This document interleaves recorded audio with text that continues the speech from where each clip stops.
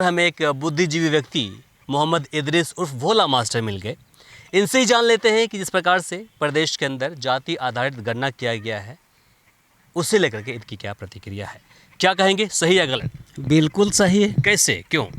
इसलिए कि 6 महीना के लमसम जो है वो गन्ना में लगा। इसमें प्रत्येक वार्ड में 2-2 कर्मी लगाए गए और प्रत्येक घर को चिन्हित करके उस पर नंबरिंग करके उस व्यक्ति का नाम, जिसका मकान था, चाहे एक बिल्डिंग में 4 व्यक्ति है तो 4 परिवार लिखा गया, कहीं भी त्रुटि नहीं है। उसके बाद उसमें परिवार का संख्या था। चिराग पासवान बोलते हैं, जीतनराम मांझी बोलते हैं कि हमारे जो जाति है उनकी संख्या कम दिखाई गई है।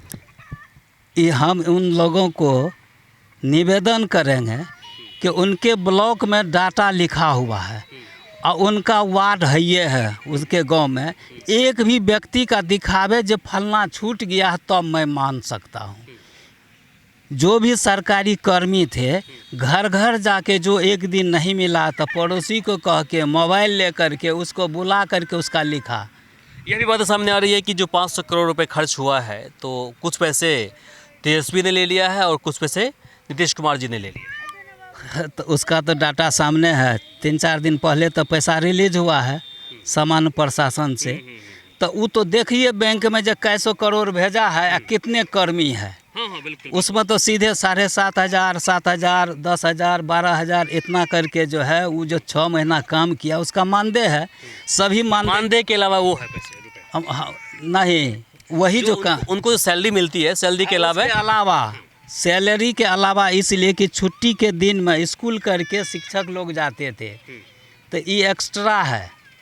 ये जो 6,000, 7,000 जो है, अब 2,500 दिया था मोबाइल खर्चा के लिए। अच्छा, समझे कितना डाटा लगा होगा जरा दिन। हमारे पास एक रिपोर्ट है, इस सर्वे में 2,79,718 कर्मी शामिल थे, शिक्षक कर्मी शामिल थे। अब देखिए उसमें जो है ये तो हो गया सिंपल उसका मानदेय। प्रत्येक सप्ताह बैठक होती थी, प्रशिक्षण होता था, तो उसमें भी तो खर्चा होता था। ये सरकार का जो आंकड़ा है तो यहाँ तो खर्च होता था। अब एक जार पानी आता है 50 रुपये का, जबकि एक ट्रेनिंग में 20-25 जार पानी खर्चा होता था, नाश्ता पानी वगैरह। तो उसका डाटा मास्टर साहब को नहीं न है। आप भी इसका हिस्सा बने हैं क्या? हैं? आप भी इसका हिस्सा रहे हैं क्या? हम नहीं रहे तो हम जानते हैं ना, हम बेवकूफ़ तो नहीं है। नहीं, समझदार है। अगर कोई लालू प्रसाद यादव का एक ट्वीट आया था इस सर्वे के बाद, जातीय जनगणना से ही जेपी का संपूर्ण क्रांति का सपना पूरा होगा। ये आपको इन्होंने 2 अक्टूबर को ट्वीट किया था, लेकिन इन्होंने एक ट्वीट को कोट करते हुए किया था। 2015 में इन्होंने एक ट्वीट किया था कि जातीय जनगणना के आंकड़े होने पर ही जेपी का संपूर्ण क्रांति का सपना पूरा होगा। जब तक वंचित वर्गों के लोग मुख्य धारा से नहीं आएंगे तो किसका विकास। 2015 में इन्होंने ट्वीट किया था, उसी को कोट करते हुए 2 अक्टूबर को फिर से किया। तो क्या लगता है कि जेपी आंदोलन जो हुआ था या फिर जेपी का जो सपना है वो कैसे पूरा होगा इससे? ये जेपी का सपना पूरा नहीं होगा। आप संविधान को उठा करके देख लीजिए कि बाबा साहब ने इस देश का संविधान लिखा। कुछ लोगों को जो मलाई खा रहे, 1000-1000 बीघा ज़मीन, सारे फैक्ट्री पोस्ट का जो अंग्रेज़ों का था, अंग्रेज भागा, सब ये लोग रख लिया, उनको तकलीफ़ हुआ। समझे? इसमें लालू जी क्या, ये तो बिहार के वार्ड सदस्य थे। जेपी जी ने बाबा साहब के बातों को उठाया राष्ट्र लेवल पर। समझे? तब जो है धीरे धीरे बिहार में जो है, जब इन लोगों का जब सरकार हुआ तो बहुत दिनों का सपना आज पूरा हुआ। लेकिन वे लोग जो मलाईदार हैं वो कितना विरोध करते हैं। क्यों करते हैं वो लोग? इसलिए कि उसका मलाई छूट जाएगा ना। सारे कुर्सी आप देखिए, जितने भी जज है, कलेक्टर है, एसपी है, डीएसपी, बीडीओ, सीओ है, उस पर कौन है? कितने हमारे बिरादरी के लोग हैं, जितने एबीसी वगैरह है, SC ST है, कितने हैं? संख्या कम है। अरे बहुत कम है, जबकि सवर्ण का 15% आबादी है। सारे सवर्ण को मिला करके और जबकि मेरे धुनिया बिरादरी का मुस्लिम में 3.5% आबादी है। 3.5 नहीं है दुनिया का, 1.46 अच्छा ये 1% रहे, नहीं 1.5 के आसपास। के रहे। एक क्यों रहेगा, 1.5 है तो एक सुनिए, रहेगा भाई। आप देख लीजिए जब विधानसभा में 75 वर्ष में कै गो दुनिया गया, एगो इसराइल मंसूरी अगले साल गया, पिछले साल आरजेडी से। वो भी जो बेचारा बड़ी शौक से जो है, वो तो बनिया का दुकान करता था। जब मंत्री बना मंदिर का ट्रस्ट का, गया तो मंदिर में जैसे गेट पर गया तो उसको कहा भागो भागो मियाँ को मारो मारो मारो। आज पूरे धरना दे दिया था पंडित मंदिर को धोया उसने, धोया। उसके बाद कहता था इसको हटो, छुआ गया। शहनवाज हुसैन के बारे में। शहनवाज हुसैन गया था, वो जब मंत्री था तो उसको तो आदर सत्कार, इसलिए कि सवर्ण है। तो फिर आपका सवर्ण के अलावा अपना भी तो है, वो दामाद है वो। नहीं, उससे उस पर हमको नहीं, इसलिए कि भारत के संविधान में जाति है ही नहीं, सीधे लिखा हुआ हम भारत के लोग। उसको कैटेगरी में बांटा गया है, सवर्ण, पिछड़ा, अनुसूचित जाति, अनुसूचित जनजाति। तो हम तो पिछड़ा में हैं। जबकि हमारी आबादी अभी देखिए जनगणना में 63-64% है। इसी कुर्सी का परसेंट है, आप बिहार में देख लीजिए। अब है क्या, लालू जी जब मुख्यमंत्री बने पिछड़े समाज से, कहा सामाजिक न्याय करेंगे। उन्हीं के समय में निकला 34,540 शिक्षक का। आखिर इसमें तो गरीब गुरबा का बच्चा था, उसने बर्बाद कर दिया। हाई कोर्ट जजमेंट दिया, सुप्रीम कोर्ट चला गया। नीतीश बेचारे ला करके अपनी बात कर रहे हैं, ये अपनी बात कर रहा हूँ। और उसने जो है आप लोग को नुकसान दिया लालू जी, पूरे नुकसान के बर्बाद कर दिया। फिर भी उनकी तारीफ क्यों कर रहे हम उनकी तारीफ कहाँ कर रहे हैं? हम तो संविधान की बात और अम्बेडकर की बात कर रहे हैं कि हम बाबा साहब ने लिखा, और ये बिचौलिया नेता सब जो है समाज को बर्बाद किया है। अरे सबको बांट दो। हमारे दर्शकों को बताइए कि आपके साथ क्या हुआ जो 1992 के आसपास जो बहाली निकली थी। सुनिए, जब लालू जी आए तो वैकेंसी निकाला 90 में। उसके बाद कहा जो भी ट्रेंड है सब बूढ़ा हो गया है, अब इसकी बहाली नहीं होगी, तो अनट्रेंड को बहाल किया।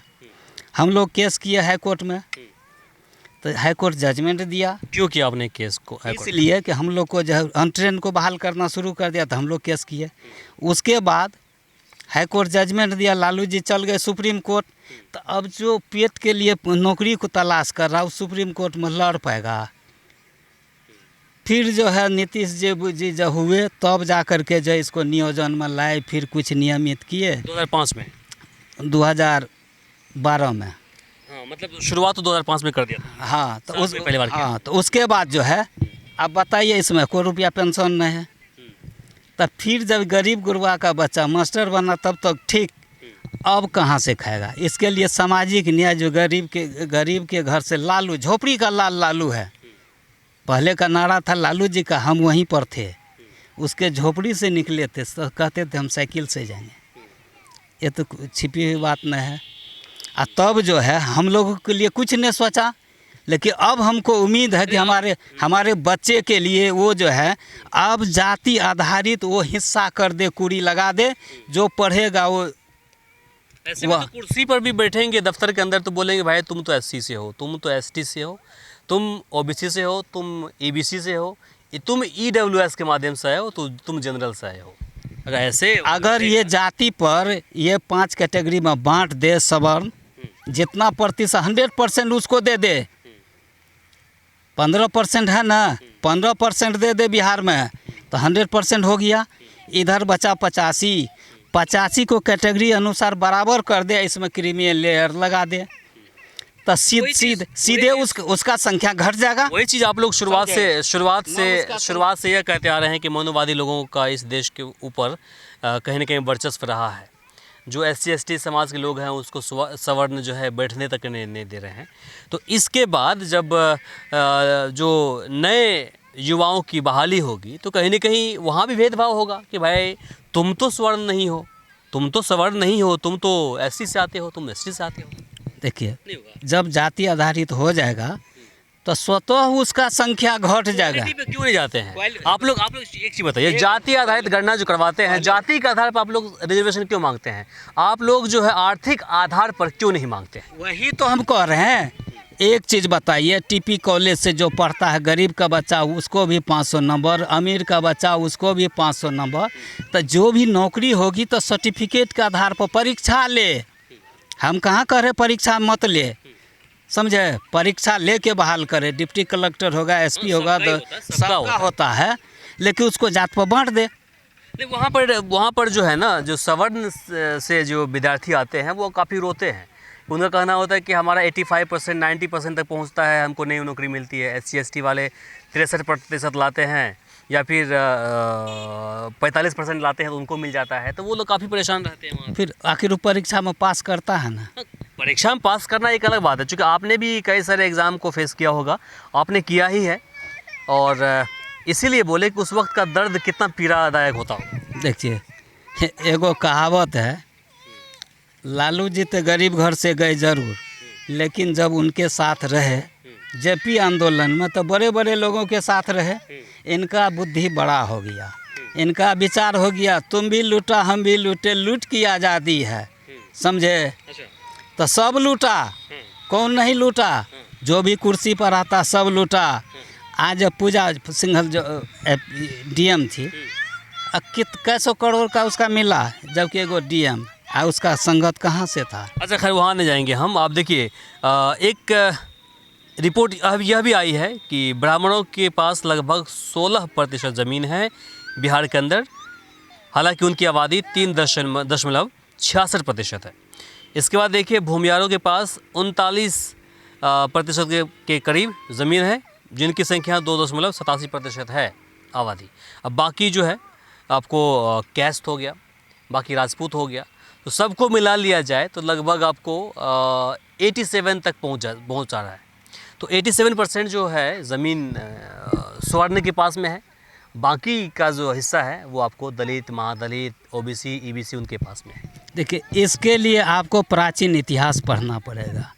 पश्चिम में ईरान और पूर्व में जो है जापान, ये नंद वंश का राज था। उस समय में तो न ब्राह्मण था, न इस्लाम तो था ही नहीं। ये 320 BC का बात है। उस समय में जो है कौन थे? सम्राट अशोक। वो किस जाति से थे?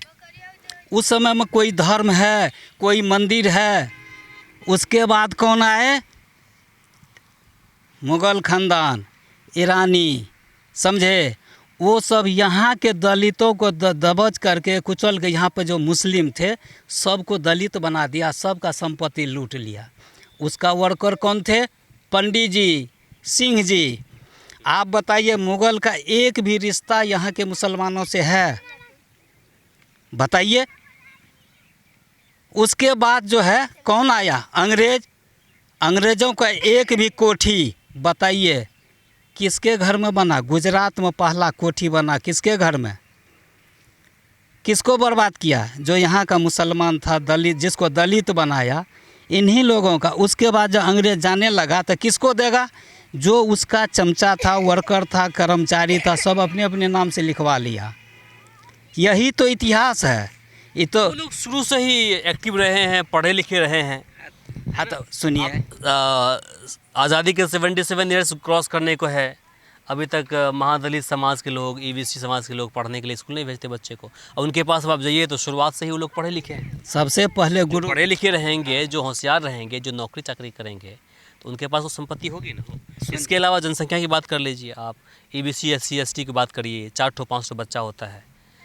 चूँकि उनके हिसाब से वो लोग कम कमाते हैं तो आमदनी का स्रोत कम होता है, तो पैसा बचता नहीं है, डेवलप नहीं कर पाते हैं। वही अगर आप सवर्ण की बात करें तो उनके पास पैसे के हिसाब से बच्चा होता है। जिनके पास जितनी आमदनी है उसके हिसाब से उनके पास बच्चा होता है, परवरिश वो लोग अच्छे कर लेते हैं। तो इसमें उनकी क्या गलती है? गलती तो कहीं ना कहीं जो EBC समाज के लोग हैं, SC ST समाज के लोग, उनकी गलती है ना। देखिए, उनका गलती नहीं है। सबसे पहले देखिए, मुग़ल के टाइम में था ठगी पर था, बेगारी पर था, नरबली पर था, सती पर था। इन लोग को कौन ख़त्म किया? अंग्रेज़ों ने, समझे। अब मुगल के टाइम में था या उससे पहले था?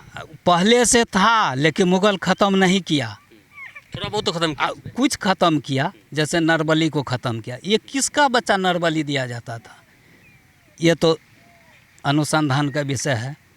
तो इसलिए पीछे नहीं जाना है। अब जो है आज़ादी के 76 साल हो गए, अभी के परिवेश में जो हमारे रहनुमा है, जो नेता है, वो अब इसको जो है हिस्सा कर दे, यही मेरा विचार है। के सवाल को लेकर के हम बिहार के जो शिक्षा मंत्री जी हैं चंद्रशेखर साहब, प्रोफेसर चंद्रशेखर साहब, उनसे कई बार मिलने की कोशिश किया, कम से कम मेरे सवालों का जवाब वो दे दे, लेकिन कहीं न कहीं उनको भनक लग जाती है कि इमरान जब सवाल करेंगे तो कोई कड़क सवाल करेंगे। चूँकि हमारी उनसे मुलाकात शिक्षा मंत्री बनने से पहले हो चुकी है, हमने 2-3 बार उनको कैमरे पे लाया है और हमने सवाल बहुत कड़क किया है, तो कहीं न कहीं हमें लगता है कि इसी वजह से वो समय नहीं दे रहे हैं।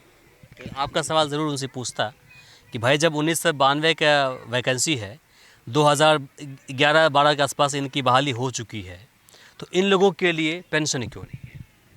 देखिए, सबसे पहले ये लोग जो कुर्सी पर गया, तो ये लोग पढ़ा ठीक से नहीं।